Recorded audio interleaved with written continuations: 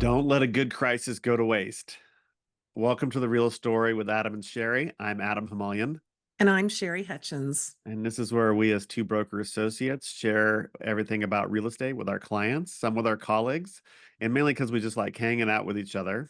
And I'm really excited about today's episode. We have been waiting for a long time to have some clarity about the changes coming to the real estate market, particularly residential real estate. And this is kind of a follow up to episode 5. If you watched episode 5 or listened to it, there are going to be a number of changes in what we're going to share today. So before we do that, Sherry, anything else exciting happening in the market this week? It seems to be fairly active for a summer market. We've got two escrows. One's going to be closing this month, one's closing next month. So it's a good summer. Yeah, and even the listing that we had, it's essentially at an entry level in our area. And Hmm. there was a lot of people looking at that. It was a cute house. So thankful Yeah. for our clients, the sellers to get in a contract. But yeah, it was busy out there. So Yeah. And two offers in July people are on shopping. entry level Yeah. home. Yeah. Yeah. People need a place to live. I say that all the time. Yep. All So right. there's some exciting things going on in our business. Yes. So, for those of you aware, there was a lawsuit that originated in the Midwest that involved the National Association of Realtors. NAR is what we're going to be referring to it, and the changes that have come out of that are really going to be good news for buyers and sellers. And when we Mhm. first heard about it, we weren't sure exactly what it meant. We had some expectation, but there was things that needed to be sorted out. And originally we thought that they'd be sorted out by mid-July, but Yeah. that got extended because there were enough changes that they were still making changes last week. So we're going to be mid-August is when all these new rules, laws will be going into effect that will bind anyone that's a member of the National Association of Realtors, which we are, but also just in general about how compensation happens between clients and their agents, both on the buying side and the selling side. Yep. So can you tell me what NAR stands for? I'm gonna play non-agent here. NAR. Okay. So NAR is the National Association of Realtors. So we're a member of our local board, the Contra Costa Association of Realtors, and by virtue of that, we are automatically members of the CAR, California Mhm, Association of Realtors, and NAR.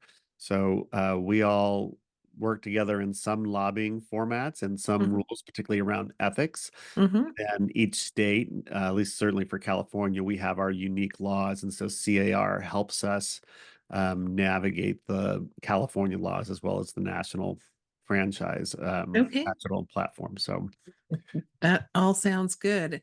It seems like when we did the podcast number 5, there was a lot of uncertainty. Things were we had moving parts. We had Department of Justice still waiting to approve the lawsuit. There were all kinds of things that were in flux, and we maybe didn't quite realize it as much. And now things are starting to solidify, especially in the last week and a half or so. So should we talk about what those changes are and how they affect the buyers and sellers? yeah, let's do that. So Should we originally, clarify? I'm sorry. so Should originally the lawsuit was between private parties in Missouri and brokers and the NAR.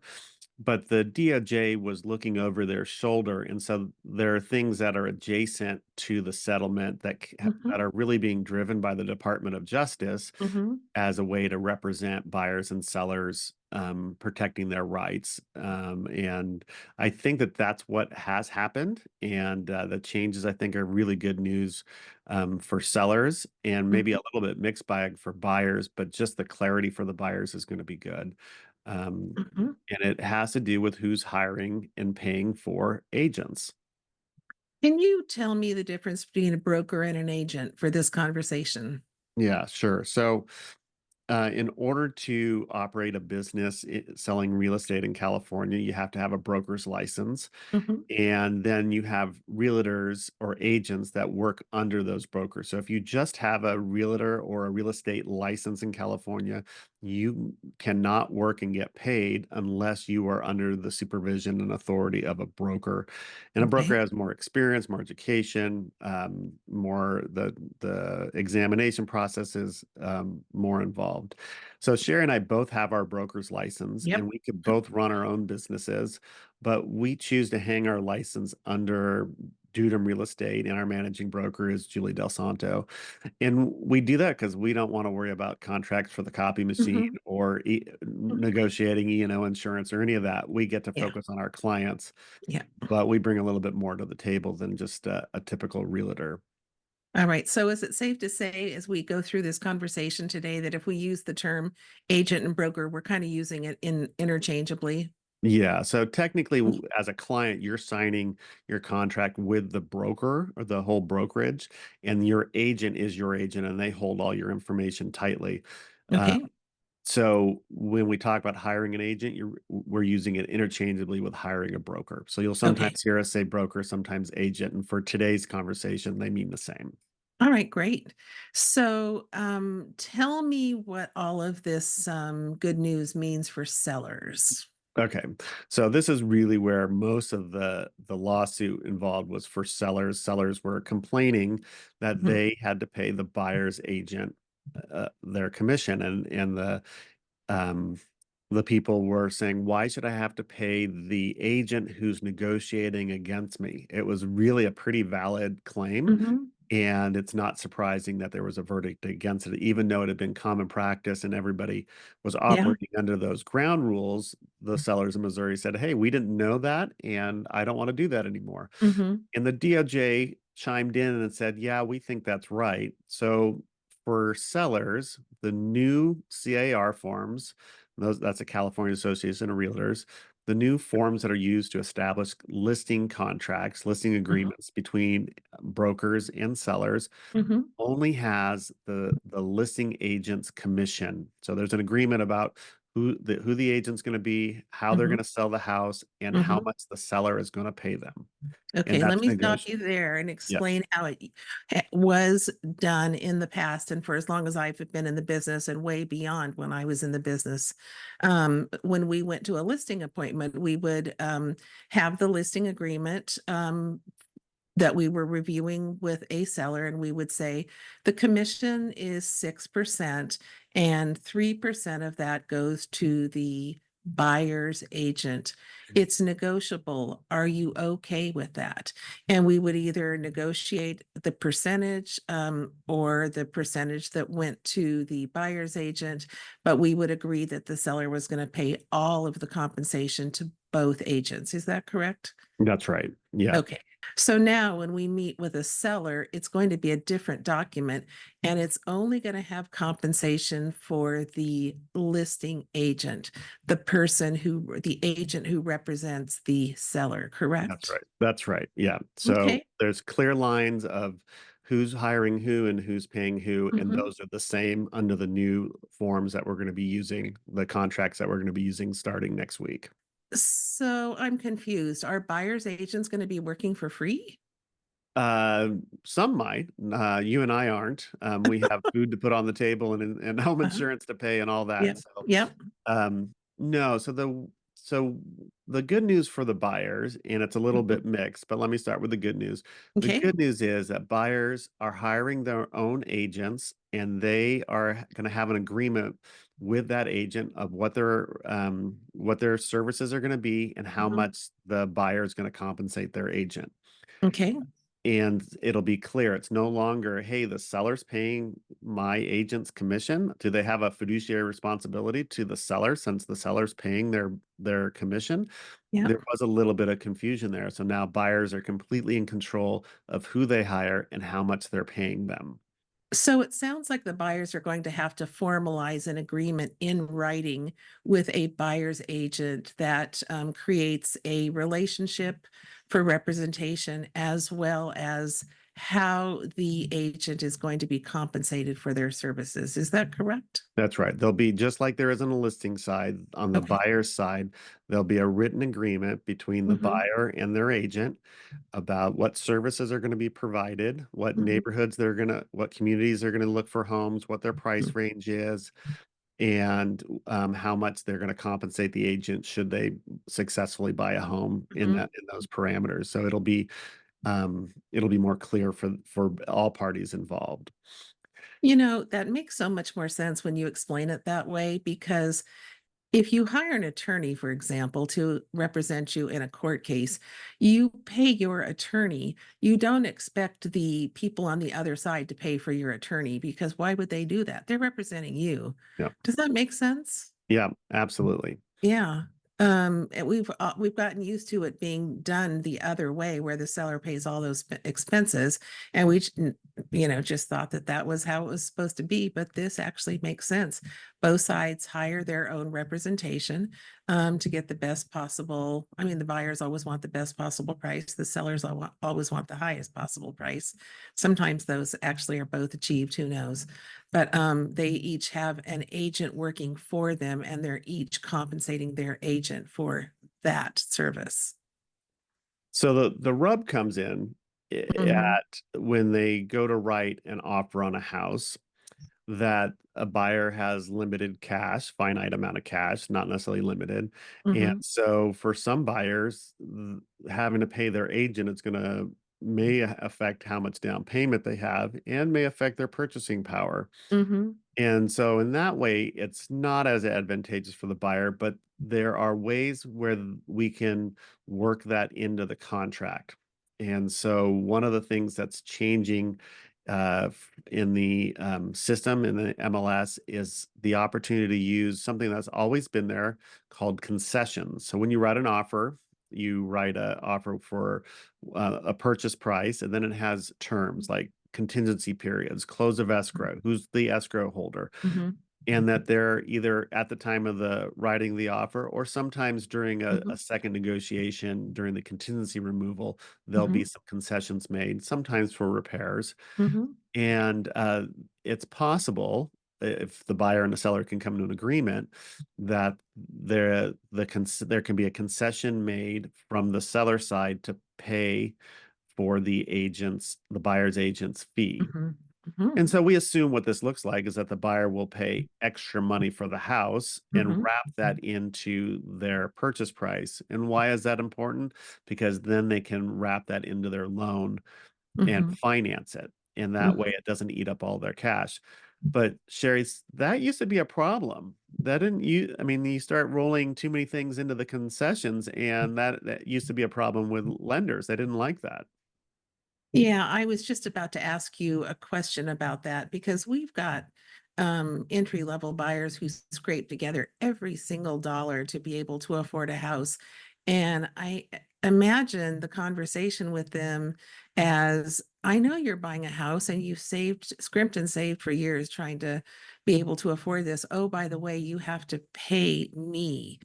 But if we can present it in such a way where we can say, you've scrimped and saved every dollar, let's ask the seller if they will pay your buyer's agent for your representation. That might be possible. And it comes in the form of a concession, as you said. But as an agent, slipping back into my agent role here, I'm thinking, lenders have limits on concessions. Often it's 3%. And sometimes, that commission is going to be at odds with other concessions like closing costs or buying down an interest rate or paying for homeowners insurance. Buyers can ask the sellers to do any sorts of those kinds of things. What happens to the commission if the total exceeds that 3%? I have a funny story about that. When I first started, I didn't understand that there were some limitations to that concession. And early on, one of my first transactions with a buyer, um, we asked for a concession. There was something that came up in the reports, and Mhm, rather than put that repair in the pressure of the escrow, we just asked for credits to non-reoccurring closing costs. mhm. And I didn't know there was a limit, and we negotiated this really generous credit. And after it was all signed, the lender goes, there's not that many non-reoccurring closing costs, and they weren't able to take advantage of the full credit that we had negotiated. And so painfully, I had to offer back some of my commission to make my buyer whole. I mean, it was only a couple $1,000s, and but it was Oh, a pain. no. It was painful. I mean, a couple $1,000s is nothing. I certainly in the beginning it was a lot of money. Yeah, and it's one of Sherry's favorite things. You only make a mistake once, and it's certainly true when it's a painful one that you learn that you got to have those conversations with the lenders ahead of time. So You if never the make a mistake more than once in this business because they're all expensive mistakes, and yeah. oftentimes it comes out of your commission and you never forget it. So Y- when you said it was a funny story at the beginning, you it was really an expensive It story. was an expensive story, yeah. Yeah, yeah. So, but you mentioned that the concessions are sometimes limited to 3%. And so if an Mhm, agent commission is 3% or even 2.5% and it eats all of that up, mhm, what if there was a need to do some other credit mhm. towards one of the other concessions? How is that going to work now? Well, I think what, the latest is that Fannie Mae, the, entity that oversees all of this process on the lending side, they are going to, look at those 2 types of concessions as 2 separate things. One will be closing cost concessions, and one will be compensation concessions, and that way we don't run into problems where we've maxed out our limit and which would hurt the buyer. Yeah, Um so it looks like that is going to be the case.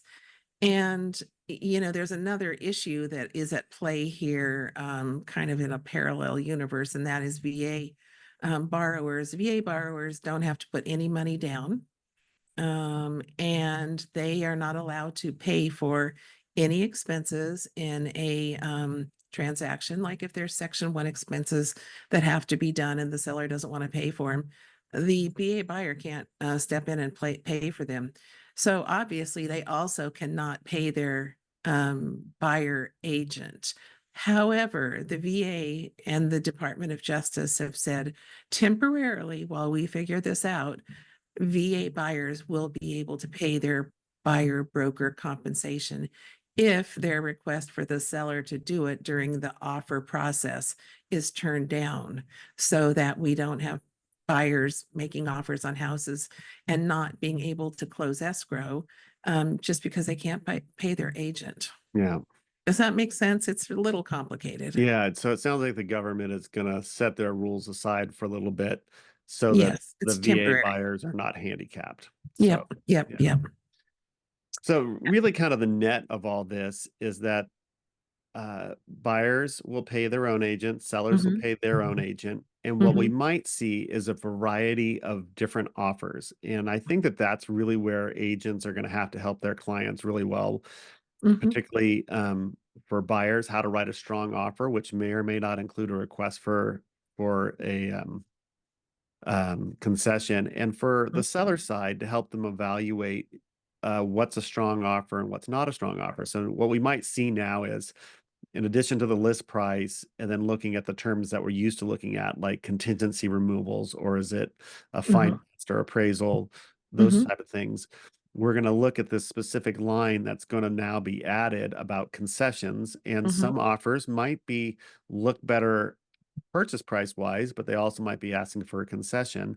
And so it's going to be our job to help our clients understand what their net proceeds are in a mhm, certain contract so that they can be compared apples to apples. mhm. So it's not that sellers aren't going to pay um, for the commission of the buyer's agent, but how they're going to do it is going to be dependent on offer by offer, depending on what Yeah. each buyer and their agent negotiate as part of their purchase contract. Yep, yep. I would think that, at higher price ranges, it will be less of an issue, and it may be possible that buyers will be able to pay their buyer's broker themselves as opposed to asking a seller to do it, but it's at the lower price ranges where it's probably gonna become an issue. Yeah, Although, who knows? I mean, this whole thing has a lot of moving parts, as we said at the beginning, and we don't know until we're out there actually doing it, and we yeah. will be they're actually doing it on August 17th. Yeah. I think that we're rolling out our first couple of conversations with a new form, even though it's not active till next week, even this Mhm, week. Yep.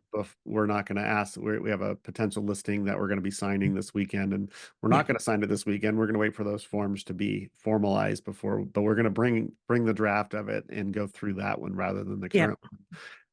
And Yeah, so the new forms come out on July 24th. We don't have to wait until August 17th to implement this. We can implement it now. And as soon as the new forms are ready, assuming that there's not another delay, that will be July 24th. yeah, I Yeah. think a year from now, this will all be very easy. We'll have a sense of how to do it. Right now, there's a little bit of hand wringing in the real estate community because we don't Hmm. know. And to be honest, since the settlement came down, the condition of the water has been changing. It's like we used to skate on a pond and it's been Hmm. melting. And I think for some Uh-huh. agents, they've been trying to figure out how to turn the water back to ice. Yeah. And I think that the better solution, the one that we're approaching, is we're learning how to swim rather than trying to make the water back into ice. Yeah. And it's going to Great be so analogy. much, yeah, it's going to be so much better for our clients. And as a whole, I think we've got it under control for our clients, but as an industry, it'll be so much better for our clients when we give ourselves over to this new way of being paid. Hmm. And one of the things that I love about it is that it's going to make an opportunity for better buyers agents to build up a better reputation. Yeah. And I think we fall into that category. So Yeah. we are now in higher competition because the buyers who were just used to that, well, my agent's going to get paid and I don't have to worry about it. Hmm. Now they've got to think about it. And that's why it's better for the buyer because now they can go interview two or three agents and they can pick who is really going to be Pick the best best one. suited for them. Yeah. Yeah. Yeah. You and I had an opportunity to sit in on a Zoom call with an agent from two agents, one from London, from one from Scotland. And it was kind of interesting as we go through this change in the way agents are compensated to see that they've been doing this forever over there. Yep. Buyers pay their own agent, sellers pay their own agent. And it just was like, oh, yeah, that's how the rest of the world works. And why are we so far behind the times? Yeah. One of So, the interesting things that's different though is that they can collect a retainer like a lawyer could. yeah. And so if a buyer, for instance, wants to engage an agent, they sign a contract just like we're going to do here, but they Mhm. also have to then put a retainer down, and that Mhm. helps pay for the agent's time and energy while they're searching for a home. And Yep. then that applies towards the commission. And it was interesting, the commission was 2.5%. Yep. Yep. Exactly what we're seeing here in the States. So, Yep. But um, that fee was not refundable if the buyer did not actually end up buying a house. That the just went. initial 2000 retainer, yeah. Yeah, Yeah, we yeah. are not allowed to collect retainers in California. No, It is no, no. against the law and against our license. We can't do that. So, That's right. That's right. Yeah. Um, okay, great. Well, I think that there's exciting things ahead. I think that the goal of the Department of Justice was to have clarity, and this will be very, very clear to both sides how it all works. and I think the other advantage, not just the clarity, but that buyers and sellers are in more of control of their situation than Yep. previously. Yep. Before, sellers were obligated essentially by the marketplace to pay Hmm. for the buyer's agent, and Hmm. the buyer had zero say over how much their agent was being compensated. And Hmm. so it was built in essentially into the purchase price of a home. So they were being forced to pay a certain commission also, whether they liked it or not. Yep. And so now the buyer and the seller are more in control. And as soon as we begin to have a rhythm of how this is going to work out, I think all the fear of the unknown will go away for everybody. And we will all Mhm. begin to learn how to operate in the swim in the new pool. I think that's absolutely true. Agents do not like change because our jobs are really hard and we do them a certain way. And all of a sudden, when we have to make a change, we kind of go kicking and screaming down the path. But the other thing agents are really good at is pivoting when we need to pivot. Yeah. And the CAR has done a great job of educating us on how this is all going to work. You and I have sat in on countless Zoom calls with attorneys and town halls with CAR, and they've got it all figured out and they've taught us how to work, or as you say, swim, and we're going to swim. Yeah.